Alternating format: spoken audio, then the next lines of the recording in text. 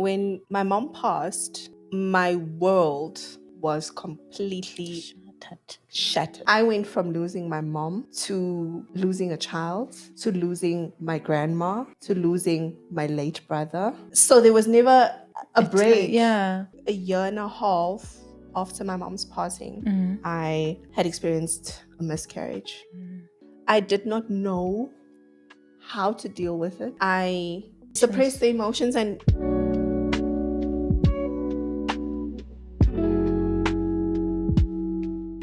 Hello and welcome back to another episode of Mindfulness Beyond the Mind podcast. I am still your host, Keneilwe Maake, and as you may know or may not know, March is a very important month, very close to my heart, where I get to reflect and look back on how grief has really helped me grow quicker than I had imagined, how grief has really made me reflect and look back with appreciation, with love, and also with a bit of sadness. Joining me today on the podcast is Stacy October. Her full name that I did not know is Stacy Lee October. Stacy is a very good friend of mine. We worked together professionally. She is in L&D. So if you want to know anything about learning and development, she's your go-to person. In her personal life, she's a mother. She's a partner. And she also loves all things God, gym, exercising, flower arrangement, cooking, good wine, and what else? oh, you forgot the red, Yes, the color red. color red. If you don't see Stacy with red nails and a red lipstick, please just know that something is not right. Absolutely. Ask her and just know that something is a bit offish, because you'll always catch her with a red lipstick and red beautiful nails. Welcome to Mindfulness Beyond the Mind podcast. Oh, Ken, thank you so much for having me. I'm so excited to be part of this amazing journey. Yeah. I think it's because it's also quite, personal for me, Yeah. knowing how you started this. So Yeah. very, very excited to be here. Thank you. Looking forward to our conversation. Me too. Yeah. One thing that I know for sure is that it's going to be thoughtful, Mhm. because I know how you always pour your heart into the things that truly matters to you. You do not entertain anything that's just not adding in your life. So I really appreciate that you took the time to be here with me today and to go with me on this personal journey of yours and make me understand how you healed and how maybe I can learn from you, because I'm still in a journey of accepting my sister's loss, and I'm navigating it one step at a time. I'm not rushing myself, and I've been intentional about bringing people who have experienced a loss, and I've seen how you have grown out of it, and I've seen how you carry it with so much grace, and you don't treat it as an isolated part of your life, but Absolutely. it's part of your life. I think maybe before we get started, can you tell me a little bit, and the viewers at home, about who's Stacy, where did you grow up, and your childhood, and one of your proudest or profound memories growing up? Ooh, Stacy, gosh, such a friendly, bubbly person. Really gets along with anyone. Very easygoing. I do have a bit of a, firm, strict side to me. Yeah. Doesn't show very often, but it's there. It's there, yeah. It's there. And I mean, I get it. I definitely get it from my mom. Your mom. Grew up in Cape Town, in a small place called Elsis River, which is on the Cape Flats. Okay. So, growing up in such a riddled environment, rife with crime and drug abuse and alcohol abuse and teenage pregnancy, and everything that you can think of associated with the Cape Flats. That's what I experienced growing up. But the irony to all of that is that I grew up in a home that was so loving. Both my parents were present. I like to think of my parents as philanthropists in their own right, because they were so involved, in the community. Both my mom and dad, they made it a point to raise myself and my siblings in a manner that is, respectful, and we really honor, the home in which we grew up in. we understand that, one day we will be adults ourselves, and, you kind of take the values and the beliefs that you were raised in or under, you take that with you, yeah. and you impart that in your own life and your own family. I must admit, being the last born, because I am the last born to 4 children. Yeah. So I have a brother that's late, and then I've got a sister and another brother that is still alive with us. Yeah. Yes. So being the youngest, I think the natural thing to think is that, oh, she grew up, she was spoiled. Got everything. Yes. And I must admit, I was definitely a bit spoiled. Yeah. But very, very sheltered by both my parents. I think there was a level of, a strictness applied to me as a child that I thought to myself, are these people really my parents? Like, why are they so hard on me? Why are they so hard on me?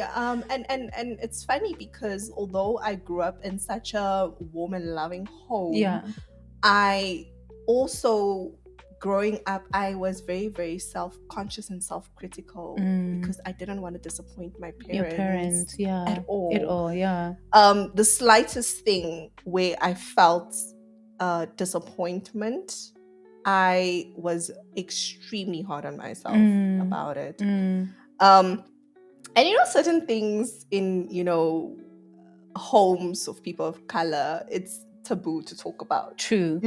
True. What you're saying to me and the things that you're expecting of me, it makes me feel a type of way. Yeah. And it's in imparting something in me that will later, not haunt me, but I think I will struggle with. True. Dealing with 100%. that. But yeah, I mean, growing up in a home where, so because there was such a big age gap between myself and my siblings that are still alive, I was fortunate enough to grow up with my late brother. We had a very good relationship. Yeah. Love-hate proper sibling relationship. I think the hate was more around the fact that he was the last one for such a long time, and then you came out of nowhere. Yes, absolutely. But we had the most amazing relationship, him and I. I trusted him a lot.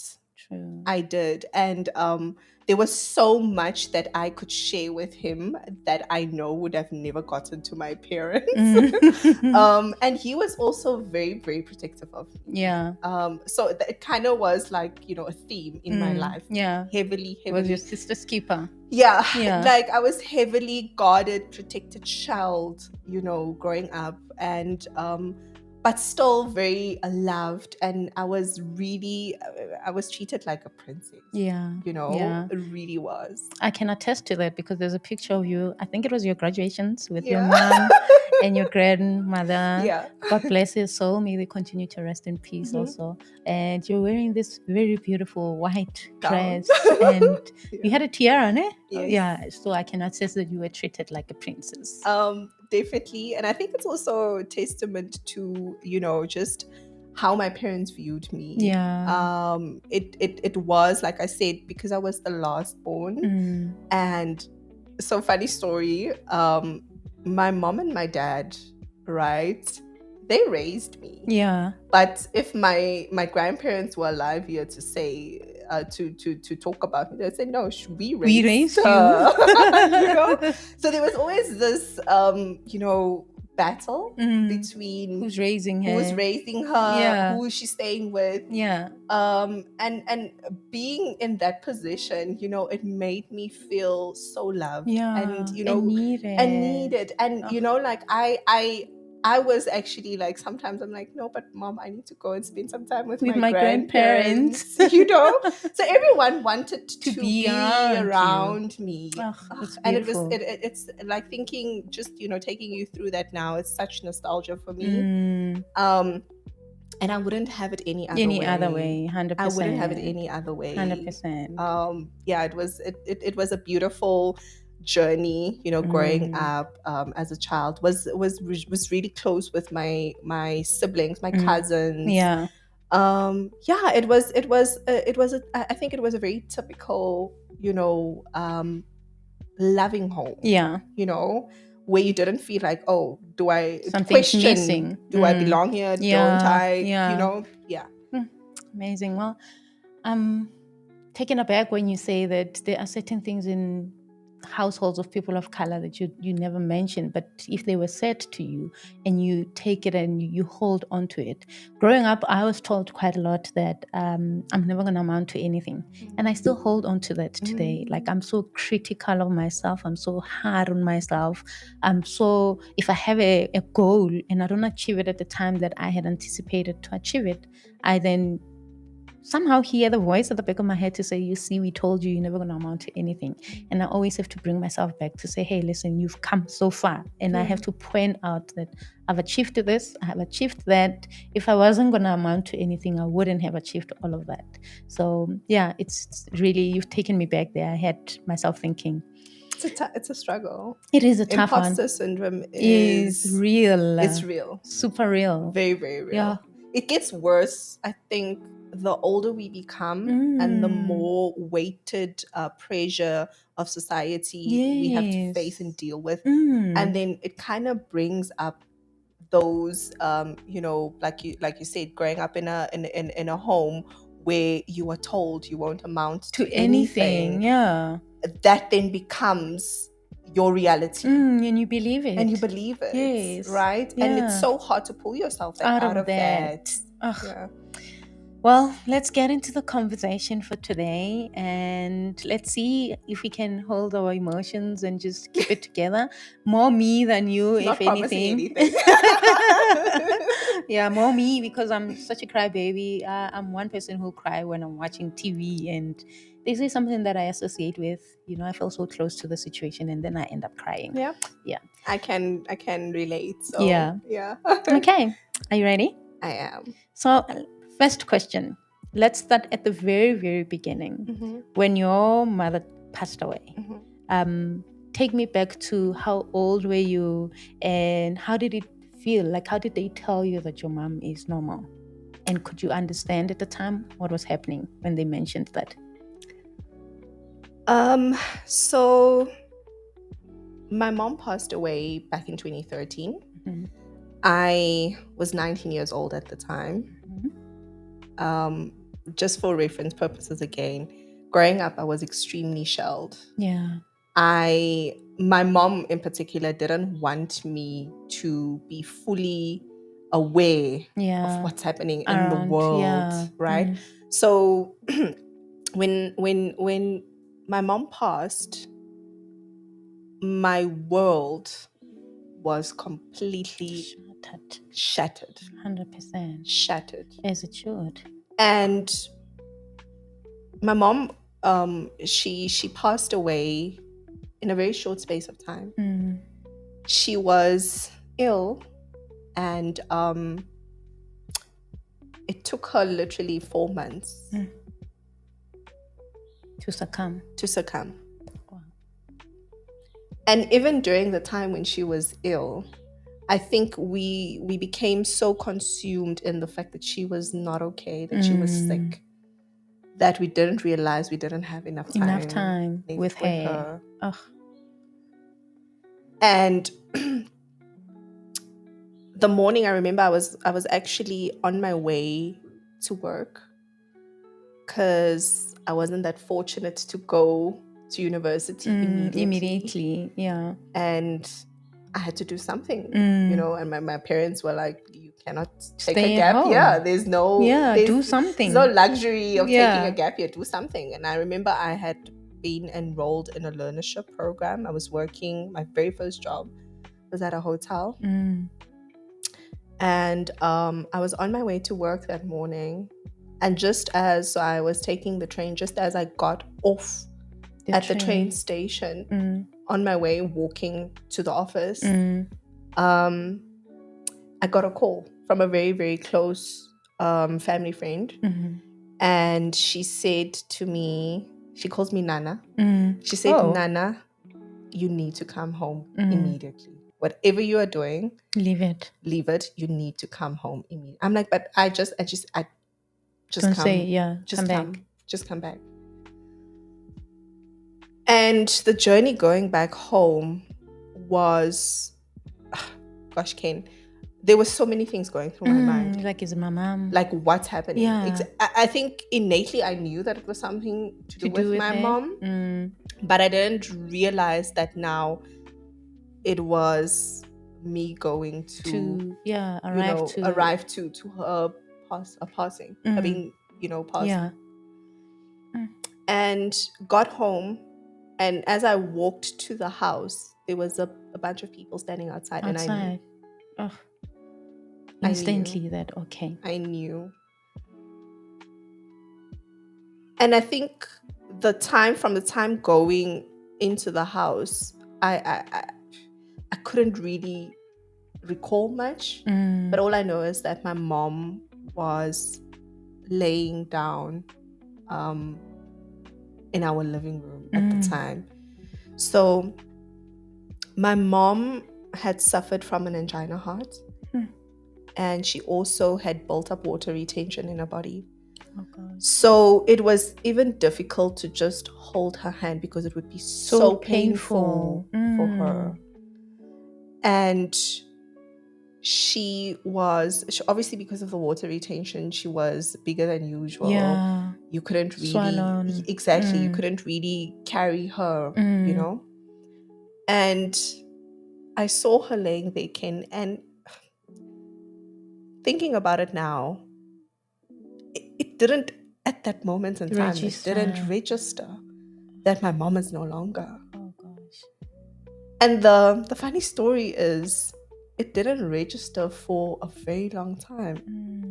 And when I say a long time, I mean about 1.5 years. Oh, after losing my mom, that I had lost your mother, my whole world. We had the most amazing mother-daughter relationship. And it did not sink in for a good long 1.5 years that I had lost my mom. Because the reality was that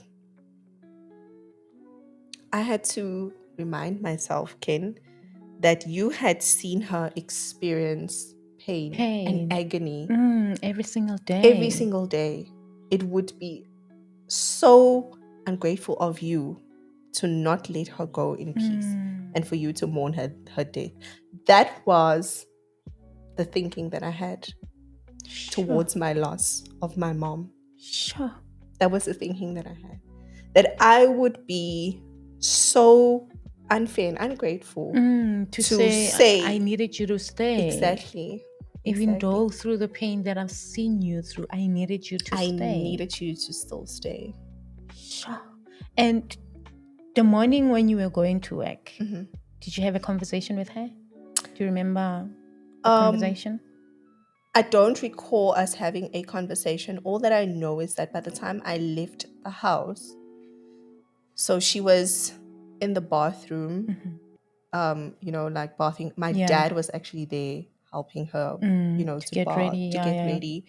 So my mom died in my dad's arms. Oh. And I think that's something that will forever, that's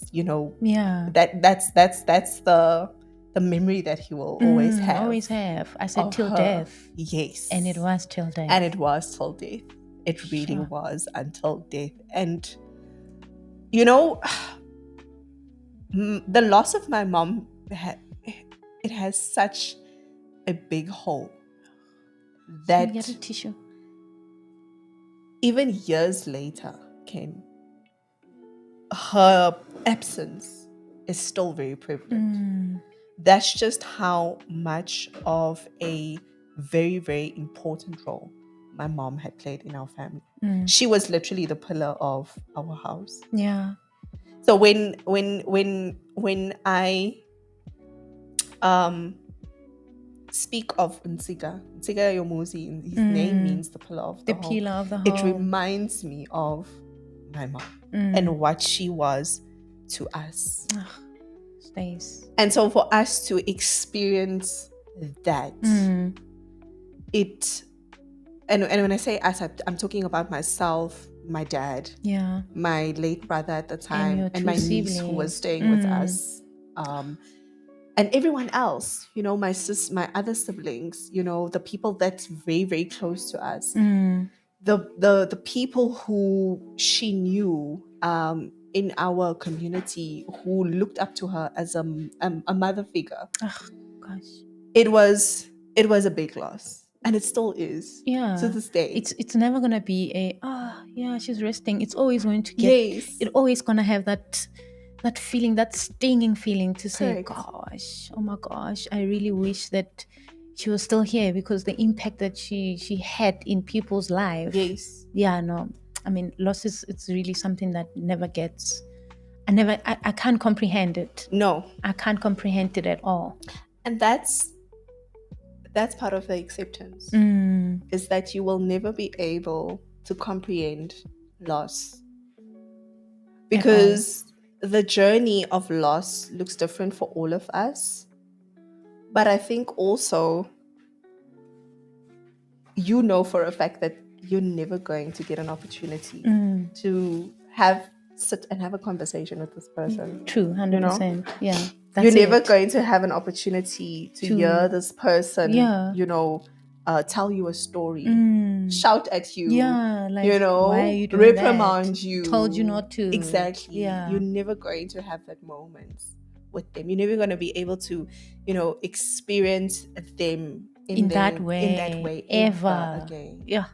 Yeah, I think that's what maybe most of us struggle with the acceptance or the healing journey, is comprehending that we'll never get a moment with them in that way again. Absolutely. Yeah. 100%. And were the moments where you felt grief was unexpected, like maybe if there was a milestone in your life, for example, have you ever felt that if it wasn't for the passing of your mom, you would have experienced that milestone in a better way? You'll have somebody to help you carry the joy or the excitement or the responsibilities that comes with a milestone, particularly maybe also around giving birth to Nzika. Yeah. There always is, Ken. There always is, regardless of how big or small it is, there is always that missed opportunity of not being able to share that with her ever. From the time when I got into my first corporate job, corporate job, to the time that I graduated, to the time when I became a mom myself, and all the little things, like when I was able to move into my own space, like when I had finished a project at work and, I got accolades for it. Yeah. She was not there. She was not there. I couldn't pick up the phone and call her. Yeah. I could not say, oh, I'm coming home to see you, and for us to go out and, do something nice. Yeah. So that we can celebrate my wins. Because I am. Because she of was, you. Yeah. And so those are the things that you can't comprehend. True. Is that I can never have that with moment her. Ever. Oh. She passed at a time, Ken, where I had not experienced or even started experiencing life for what it was. True. It was 19 was such a...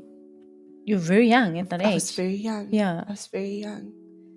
And as a result, like I said, I could not go through the mourning phase and the grieving phase. I couldn't go through that. You quickly had to grow up. I had to grow up. Yeah, you had to grow up. I had to grow wear big girls' panties. Yes. And take big girls' responsibilities. Absolutely. Yeah.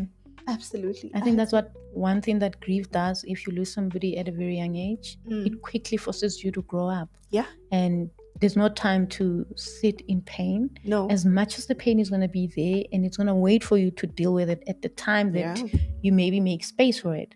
But one thing that grief does, and I've only realized this year, is that it makes us quickly grow up. Absolutely. Yeah. And I think also, apart from it just making you grow up quickly, you have to suppress everything that comes with experiencing what grief would look like naturally. Yeah. we talk about stages of grief. I can't tell you when I experienced stages of grief. Because there was no point in my journey where there was time for you to for me to sit back and reflect and say, oh, now this is the stage. This is the stage. This is where I'm at. Yes. Yeah. No. Because also I've experienced loss multiple times. I went from losing my mom to losing a child, to losing my grandma, to losing my late brother. So there was never a break. I never caught an opportunity or a moment to fully sit with the emotions. No. I'm really, if you don't mind me asking, losing a child. Was it your child? Yes. Oh gosh. Yes. Do you want to speak about that? So I would say a year and a half after my mom's passing, I had experienced a miscarriage. And again, I did not have an opportunity to sit in the grief and the moment and the loss. I did not know how to deal with it because I didn't have a mom. Yeah, no one to navigate that. To navigate me through that. And at the time, my relationship with my dad was in a very, very fragile position. True.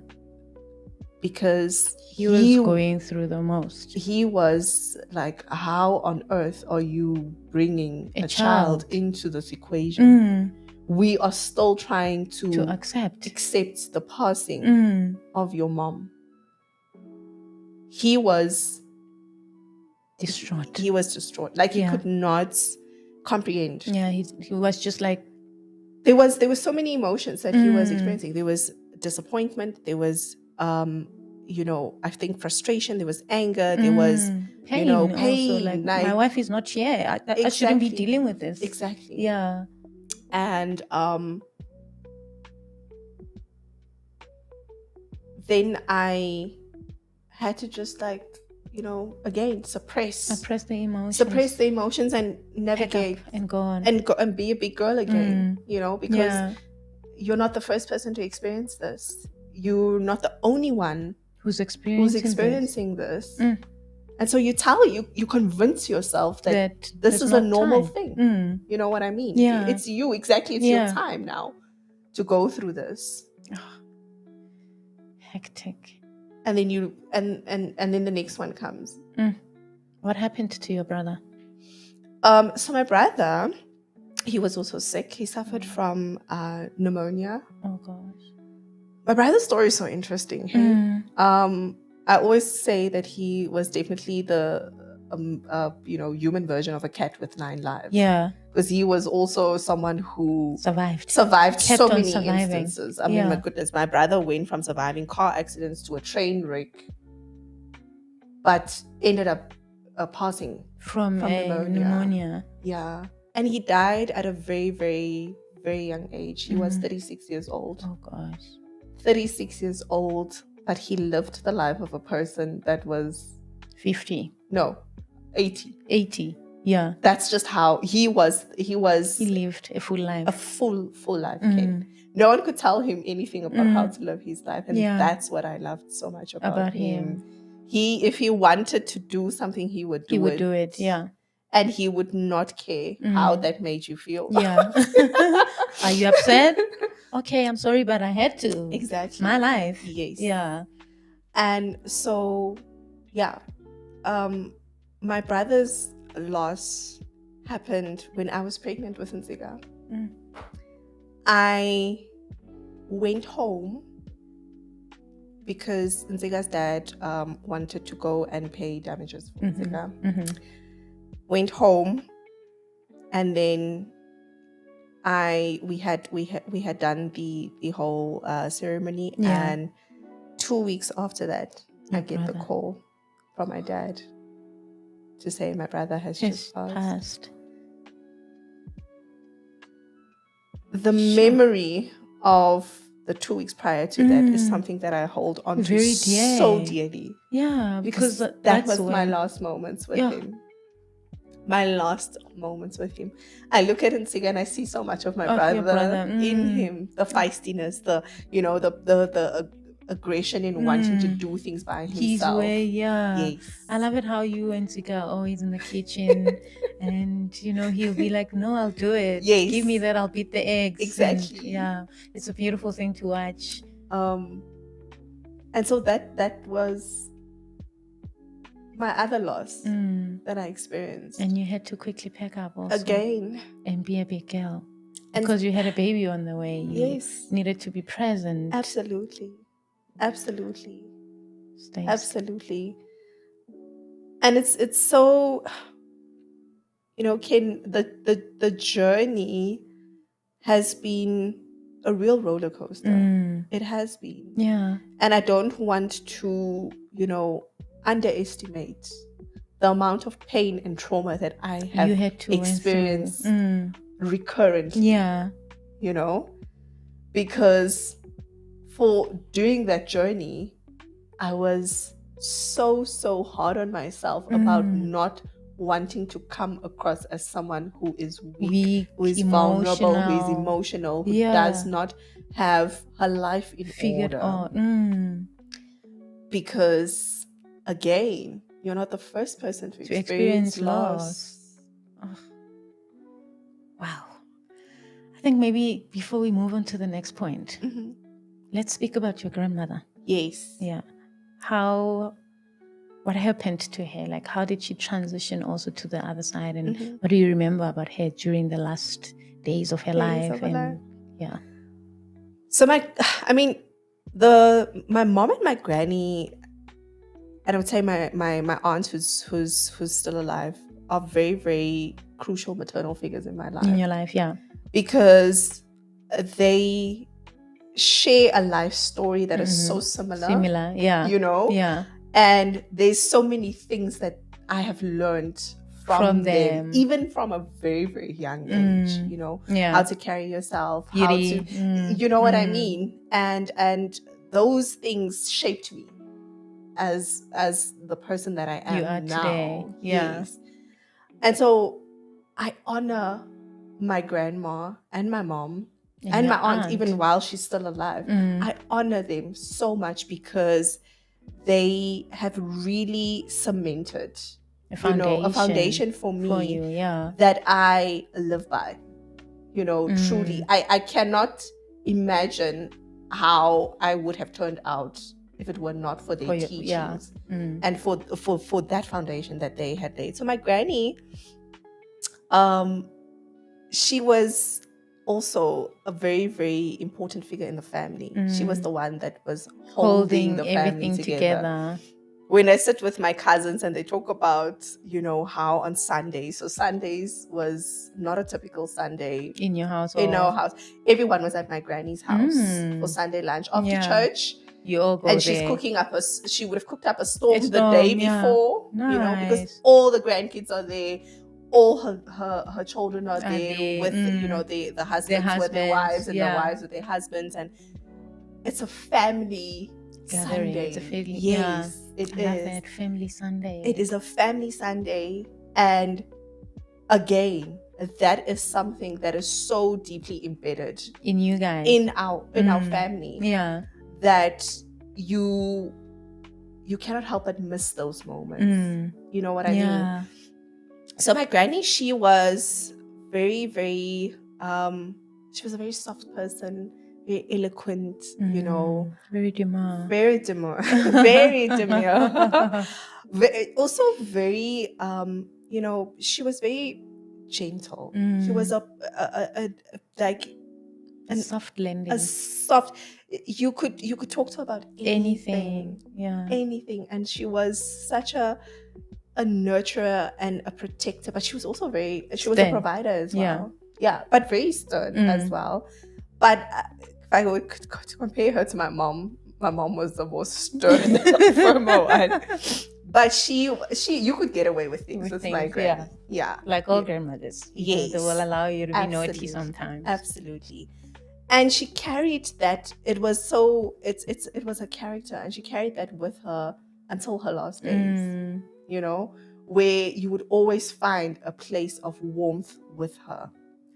100%. Even while she was frail and she was old, you know, going to visit her, my cousin and I, we would sit and talk about her, you know, growing up, and you know, just like what she experienced growing up, and it would make fun, and you know, we would laugh about the things that she experienced. But the loss of my granny was also a very extremely painful one because of the way in which we experienced it. So my grandma passed away not very long after my your mom. mother. I think at most it was about 2.5 years, where she became, you know, ill. And when I say ill, I'm not sure if it's the correct term, but she suffered from dementia. Oh gosh. Yeah. I think the loss was too painful, too heavy on her, and she started to develop dementia. Now, if you know what dementia is, it's really just you experiencing episodes of forgetting who you are, where you are, the people that's around you.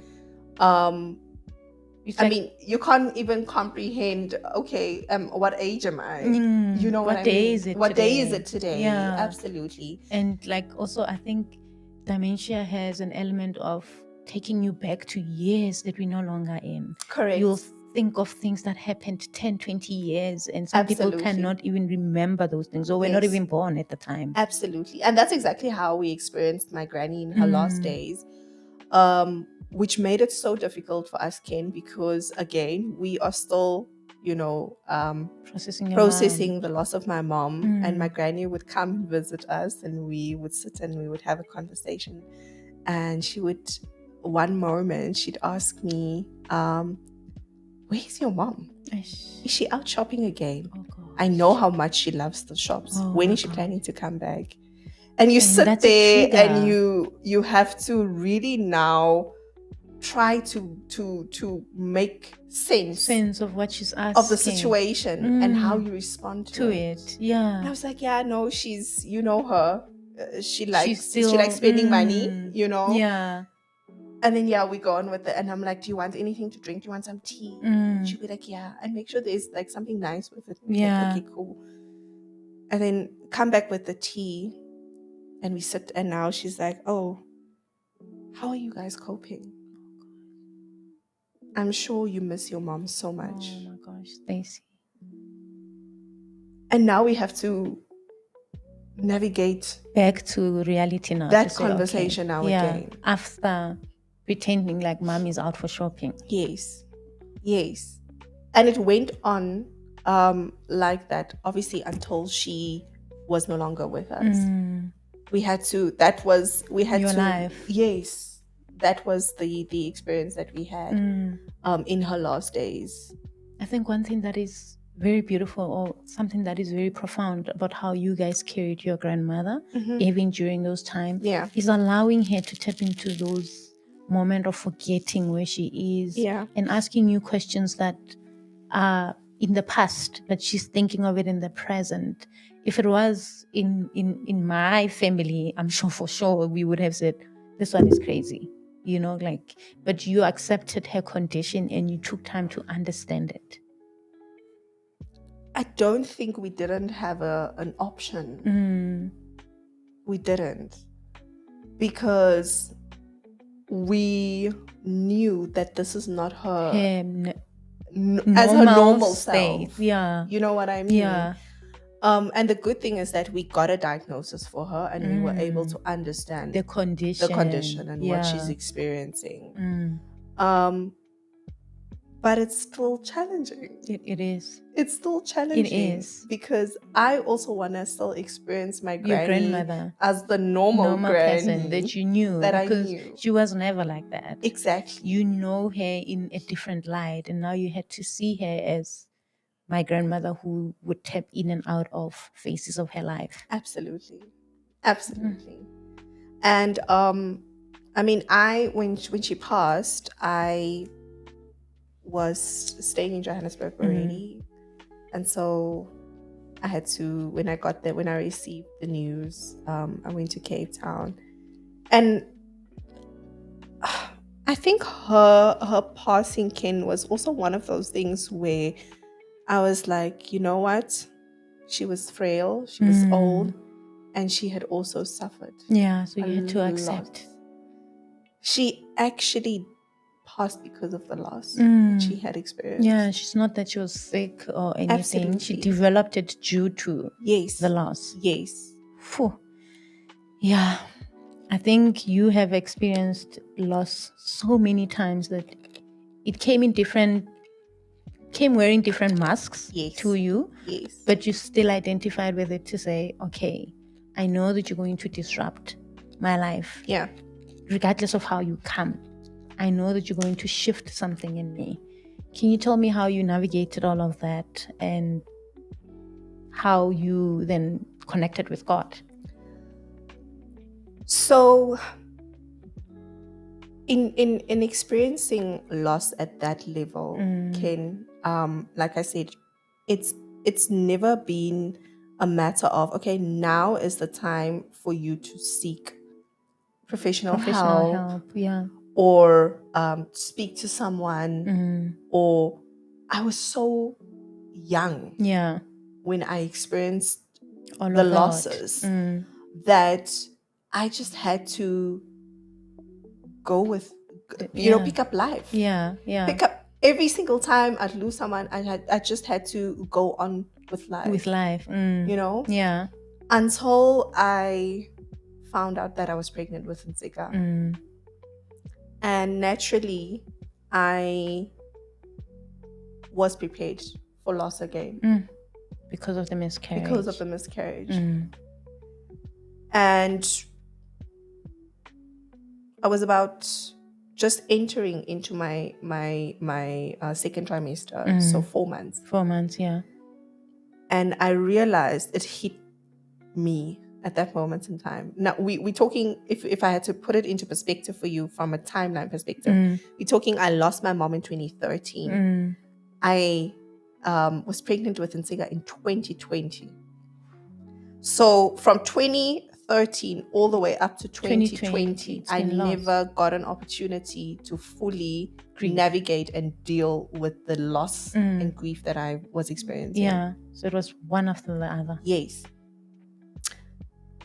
4 months into my pregnancy, I knew that something was inherently wrong, because now I was not even connecting to my pregnancy. Because I had already prepared myself for loss. Yeah, I'm going to lose the baby. Yes. And I had a conversation. I remember I had a conversation with my manager at the time. And she said to me, Stace, you have to get help. See somebody. Go and see the therapist that we have in-house. Yeah. You don't have to commit to it, but at least try. Yeah. At least try. And Ken, you know what? In the back of my mind, so I said to her, I will, but in the back of my mind, I'm like, you know what? What's the use? I have been resilient. I have carried this pain for so long. Like, what difference? It's part of me. Exactly. What difference is it going to make? Yeah. You know, if I go and sit and have a discussion with the therapist, with a therapist, you know. My first session that I went through,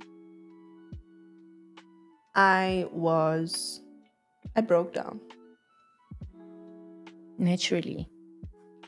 As you should have. I broke down. And I could feel the The weight. Just shifting Yeah.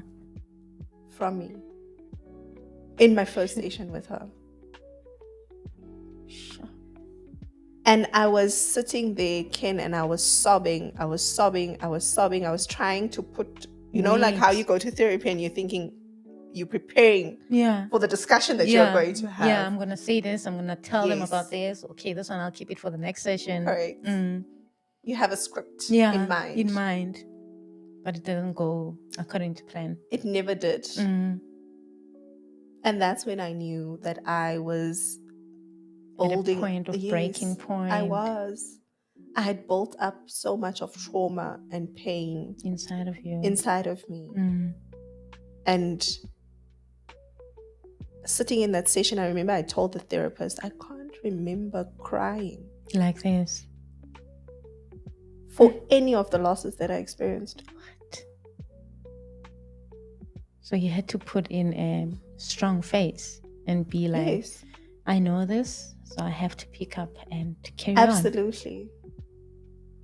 I have to be resilient. I have to be strong. I have to be everything but myself. Everything but a person who has experienced loss over and over again. Sure. Meeting you in, was it 2023? Yeah, meeting you in 2023, and I mean, we just working. But I think I really got to know you better in 2024, where we were building our relationship in and outside of work. I've always knew you as somebody who starts their day with a Bible scripture. And you will share that, or you will post it on your short shells, or you will just, but I know that every morning, the first thing that I'm going to see from Stacey is it's a Bible scripture. What does that do for you? Like that connection and starting your day like that. What does that do? Starting my day like that, it changes the trajectory of who I am so much. You might think it's just a Bible scripture, but it has such a significant impact and meaning in my life. And the journey that I've decided to undertake with God. Because in all of the grief and the, loss that I've experienced, there was no time to connect with God at all. There was no time to connect with God. Least I say there was no time. I did not know how to connect with God. 100%.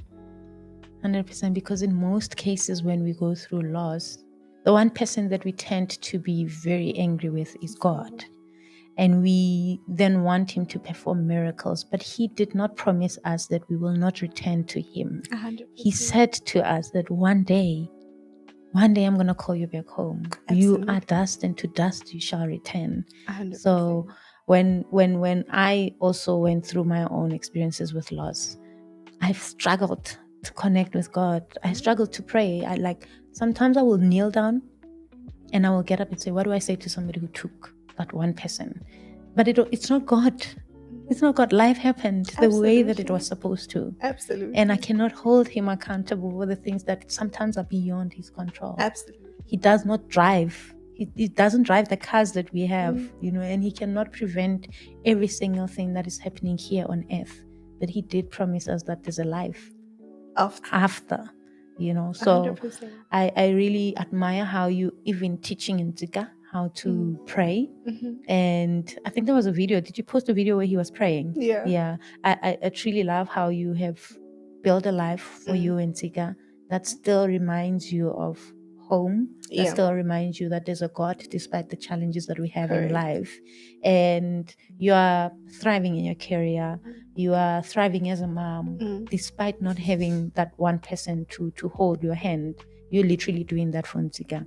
Absolutely. And I really want to commend you on how you're doing it beautifully. If nobody has ever told you before, you're doing an exceptional job as a mom, as a friend, and as an aunt and a family member.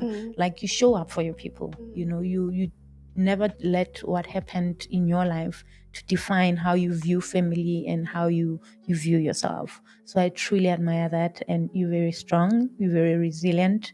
And thank you for going to see a therapist and speaking about it, because I know that grief has a way of killing us internally. Yeah.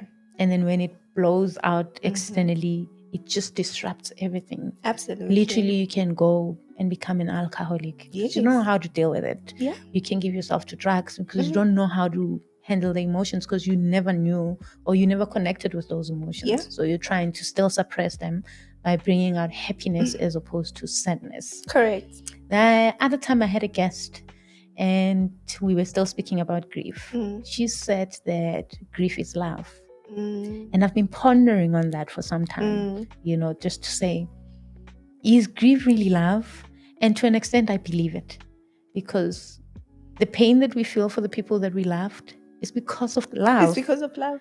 Grief is secondary to that Absolutely. love. And that is why grief will always be love. Absolutely. And I don't know how you've experienced it. Do you care to give your thoughts on grief being love? So to your point, in building a relationship with God, right? I think the journey for me has also taught me that the loss that I experienced was inevitable. Yeah. We live on borrowed time. We get borrowed experiences with people. Whether it be a mom, a dad, a sibling, we are borrowed time with them. Our time with them is limited. It can never. And that's why we sit and talk about the experiences that we had with them. And that is love. 100%. It's love in action. Yeah. The experiences that you had with them is love in action. And so that's, for me now, if I had to look back, that, oh my goodness, I missed out on experiencing how grief would have taught me love on so many occasions. But again, I, at the time, did not have means to build a relationship with God. True. To understand exactly that. True. Now that I do, I know that, you know what, losing someone is part of life, but you still need to go through the process. 100%. You still need to allow yourself the opportunity to mourn and grieve. True. And really, sit in the discomfort and the pain. That comes with it. Yeah. And not just look for an escape out of it. True. Because oftentimes we look for the escape more than what we look for the acceptance and the healing. True. To what that brings for 100%. us. 100%. It's important what you just mentioned there, that we look for other things other than healing and acceptance. And I'm reminded that God gave his only son. That must have been painful, that he gave his only son so that we can have life. Yep. Maybe that's also grief, is us giving to God so that we can have life. 100%. And we never look at it in that way. We give him back to God, those that he had borrowed us, so that we can have life.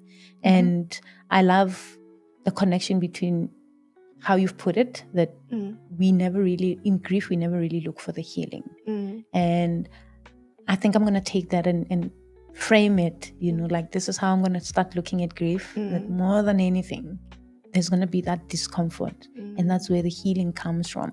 And that's where I need to sit when I'm visited by grief. When you think about your mom, there are many memories that you have with her. What is the one profound one that you have with her? The one profound memory that I have with my mom is that my mom was a real caregiver. There was nothing that I lacked as a child.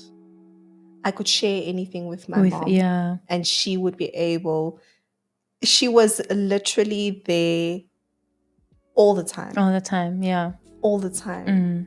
But I think the profound moment is, how she celebrated my wins as a child. School accolades. Yeah.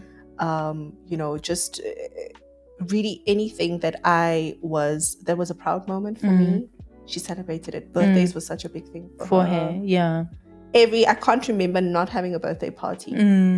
From the time that I can remember to when I last had it on my 18th birthday, she made it a point that you celebrate that I celebrate my birthday. And that's beautiful. And it's something that I want to even instill in my journey as being a mom. My son understands the importance of a birthday. He knows that there must be a cake, there must be this, there must be that. It's my birthday, and I think another thing is, with my mom, she has left something in me which is so significant to my upbringing, and that is giving back to people. You are a giver. Giving back to people, and not specifically people that are close to me and that I love. It can be anyone. It can be anyone. And Ken, one of the things that even to this day I struggle to comprehend, because you know how we say the loss of a person, there's certain things that you can't comprehend. True. One of the things that I struggle to comprehend is that my mom left such a big gap. And how do I fill all of that? How do I try at the very least to be half of the woman that she was. And then I have to be reminded that she was her in her own right. You need to be you. And that's the beauty about, I think, having a relationship with God, because that teaches you who you are. True. Who you are. True. The closer you become to God, the closer more you become know to who yourself. You are. 100%. I love that. The closer you become to God, the closer you get to be with yourself. 100% love that. And then the love for food and flowers, where does that come from? Definitely from my mom as well. Because I mean, every weekend you refresh your fresh flowers. So my mom, she was a cook in her own right. She was the go-to person in the community, by the way. Where if there's a funeral, if there's a wedding, if there's she was that woman. She was that woman that people would go to. Her name was, they called her Auntie Brenda. So food, I grew up in a home and family. Where food was. If there was no food, then we are not there. They're not coming. It's as good as nothing is happening there. So food brings us together. So it's again, it's something that is so naturally inherent in me. The same with the flowers. My mom loved flowers. She loved proteas, especially roses too. She had a garden of her own as well. My grandmother as well. My aunt as well. So it's in the family. So it's in the family. I mean, I don't have a garden, but you know what? I will get you there. You have your own flowers. But I do, yes. The flowers is it's a significant part of my life. Yeah. It is. Amazing. And then you're currently studying. So I had to put that on the back burner. Okay. For this year, because life, as it so happens, I just recently started a new job. And I was like, do you want to experience or go through this hard experience again with having a job, being a mom, and studying? Especially a new job. And I said to myself, you know what? We'll pick that up. Again. Now is not the right time to do it. So definitely going back next year. Amazing. Excited to do that as always. And we will reach out to you guys for how are you guys managing and coping? How did you do this? Please explain to me. We're forcing everything into the 24 hours. How are you going to the gym? How are you a podcaster? How are you studying, a mom, working, a wife, and a student? Like, explain. And an employee.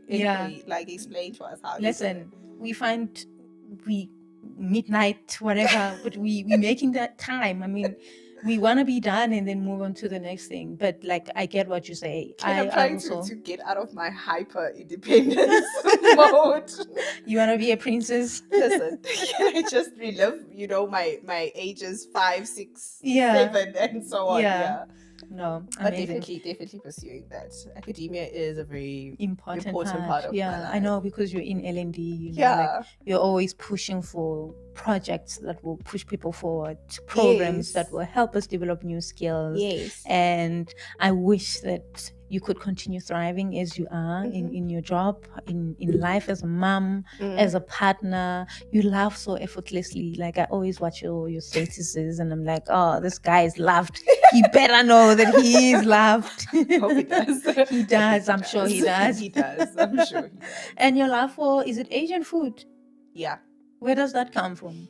It must have something to do with the Asian DNA running in me. Your family, yeah. Because just from my dad's side, if I look at my ancestral DNA family tree, we have so in Cape Town we have what we call the Cape Malay, yeah. and a lot of our ancestors Are would from there. originate from like Malaysia, so the Asian parts of like Indonesia. Yeah. Those that makes places. sense. Yeah, That makes sense. So that's Listen, it. I didn't stick to a structure. I know, because the conversation was so thoughtful and it was flowing. So I truly enjoyed sitting here, listening to you and taking me through how you healed and how you found your way through grief.